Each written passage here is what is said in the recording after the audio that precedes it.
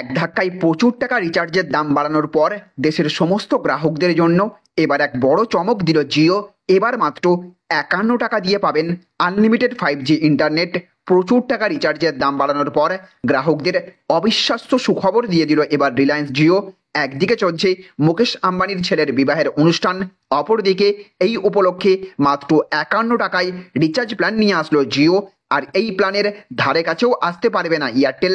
তো কারা কারা এই 51 টাকার আনলিমিটেড পরিষেবার সুবিধা পাবেন, কোথা থেকে রিচার্জ করলে আপনি মাত্র 51 টাকায় আনলিমিটেড 5G ইন্টারনেট পাবেন, এই প্ল্যান সম্পর্কে আমরা বিস্তারিতভাবে আজকের ভিডিওতে জেনে নেব।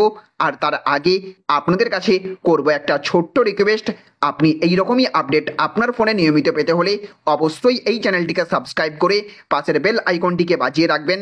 আর আপনি যদি এই ভিডিওটি ফেসবুক থেকে দেখে থাকেন তাহলে অবশ্যই আমাদের এই পেজটিকে ফলো করবেন।